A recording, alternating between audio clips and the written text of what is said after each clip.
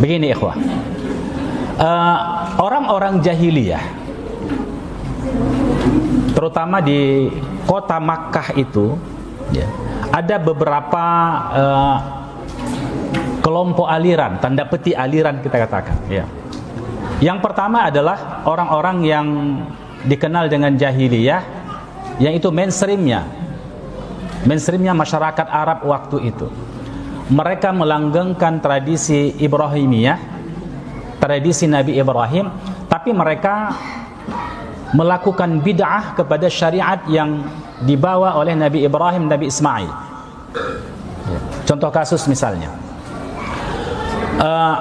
tawaf di Ka'bah. Orang-orang jahiliyah tawaf enggak? Orang-orang jahiliyah haji enggak? Orang-orang jahiliyah menyembelih kurban enggak? Begitu juga orang jahiliyah puasa. Tapi pertanyaannya, apakah tawaf itu tradisi jahiliyah yang dilanggengkan oleh Nabi?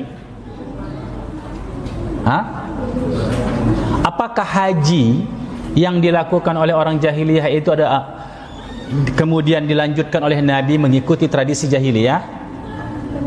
Apakah kurban yang sering dipersembahkan oleh orang jahiliyah kepada berhala itu tradisi yang dilanjutkan oleh Nabi kita sebagai sunnahnya? Ikhwah rahmati Allah subhanahu wa ta'ala, pada awalnya ibadah haji itu berasal dari Nabi Ibrahim alaihissalam. Apa yang dilakukan oleh generasi berikutnya lebih dari 400 tahun, datang Bani Khuza'ah ke kota Makkah, mereka mengalahkan bangsa Jurhum, dan akhirnya di zaman mereka lah terjadi kesyirikan yang pada awalnya adalah agama tauhid. Akhirnya mereka melakukan bid'ah.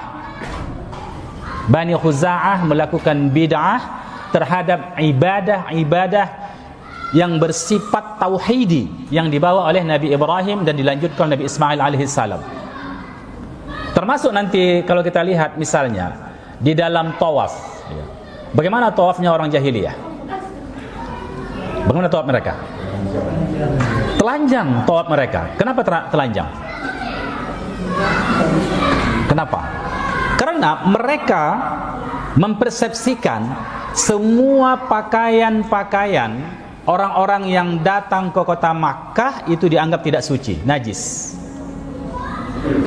Pakaian najis itu tidak layak tawaf di Ka'bah yang suci. Demikian juga siapa saja yang melakukan dosa dengan pakaian itu, maka dia tidak boleh melakukan tawaf dengan pakaian tersebut. Pertanyaan kita, di mana ada orang yang tidak melakukan dosa? Karena itulah secara masif orang-orang jahiliyah tawaf dengan telanjang. Adakah ini syariat dari Nabi Ibrahim alaihissalam? Tidak. Tapi mereka melanjutkan tawaf Nabi Ibrahim alaihissalam dengan melakukan bid'ah. Dan Nabi SAW melakukan tawaf itu bukan mengikut tradisi jahiliyah, tapi tradisinya atau sunnahnya Nabi Ibrahim alaihissalam. Demikian juga ikhwah, apa talbiyah yang dibaca oleh orang-orang jahiliyah? Sama dengan talbiyah kita, tapi ada tambahan, ada bid'ah, lagi-lagi bid'ah yang mereka lakukan. Apa talbiyah kita, Pak? Labbaik Allahumma labbaik, labbaik la syarika laka labbaik, innal hamda wan ni'mata laka wal mulk la syarika lak. Talbiyah mereka di akhirnya ditambahi labbaik la syarika lak illa syarika huwa lak, tamlikuhu wa ma malak, kama akhrajahu Imam Muslim, ya. Jadi ditambah mereka apa itu? Illa syarikahu walak, kecuali syarikat yang itu adalah bagimu, syarikat yang engkau izinkan. Jadi Allah mengizinkan ada syarikat baginya. Tamlikuhu wa ma malak, engkau memiliki syarikat itu dan mereka tidak memiliki apa-apa. Tapi mereka tambah talbiyah itu. Apakah Nabi SAW ketika talbiyah dengan labbaik Allahumma labbaik mengikut jahiliyah? Tidak. Tapi mengikut sunnahnya Nabi Ibrahim alaihissalam. Karena orang-orang Arab yang ada di kota Makkah, walaupun dia jahiliyah, Mereka masih melanjutkan sunnah Nabi Ibrahim, tapi dengan satu catatan, mereka telah merubah-rubahnya. Mereka telah melakukan bid'ah. Oleh sebab itulah bid'ah itu ikhwah, bid'ah yang dilakukan itu heresi, ya, penyimpangan yang dilakukan itu bukan hanya pada perbuatan itu sendiri. Tapi di mana pusatnya? Tapi pusatnya di sini dan di sini. Rusaknya pemikiran, maka terjadilah bid'ah. Karena tadi persepsinya sudah rusak, maka mereka melakukan sesuatu perubahan terhadap syariat yang dibawa oleh Nabi Ibrahim. Nabi Muhammad SAW tidak mengikut tradisi itu sebenarnya, tapi mengikut sunnahnya Nabi Ibrahim. Di kota Makkah itu ada kelompok mainstream seperti ini, yaitu orang-orang jahiliyah. Tapi masih ada juga orang-orang yang masih melaksanakan agama Hanif, atau agama Nabi Ibrahim, Islam. Ma kana Ibrahimu Yahudiyya wala Nasraniyya walakin kana Hanifan Muslima.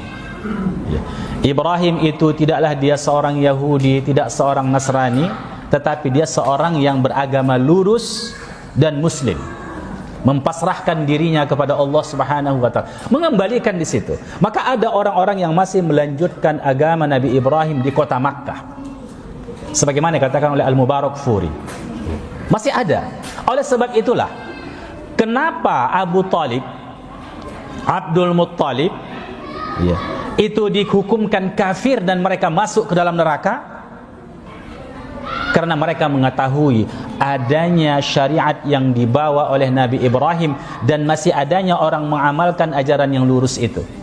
Oleh sebab itulah maka tak dikatakan itu yaum fatrah atau waktu fatrah di situ. Tak ada nabi dan rasul. Kenapa? Karena mereka tahu ada syariat. Beda dengan orang yang ada di hutan yang tak sampai informasi kepadanya ada nabi, ada rasul, tak sampai kepadanya Al-Qur'an. Ini mereka akan dibangkitkan nanti di akhirat dan diutus seorang rasul kepada mereka. Tapi ini tidak. Oleh sebab itulah maka paman nabi, kakeknya nabi, ya, pemuka-pemuka Quraisy itu dihukumkan kafir bagi mereka. Dihukumkan kafir bagi mereka. Kenapa? Karena mereka mengetahui adanya syariat yang dibawa oleh Nabi Ibrahim, tapi mereka melakukan penyimpangan, melakukan deviasi, melakukan bid'ah terhadap agama Allah Subhanahu wa taala. Ini membantah syubhat yang mengatakan bahwasanya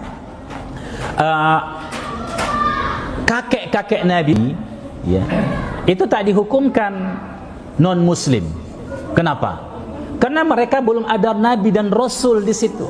Ini membantah hujah itu. Bahwasanya di kota Makkah itu bukan hanya adalah orang-orang yang telah melakukan penyimpangan, tapi masih ada orang-orang yang melaksanakan agama Hanif itu, agama tauhid itu, dinul Islam itu masih ada. Dan sebagian lagi ada Nasrani, sebagaimana siapa? Abangnya Khadijah, Waraqah bin Naufal, ya. Jadi tidak satu satu kelompok saja di zaman itu.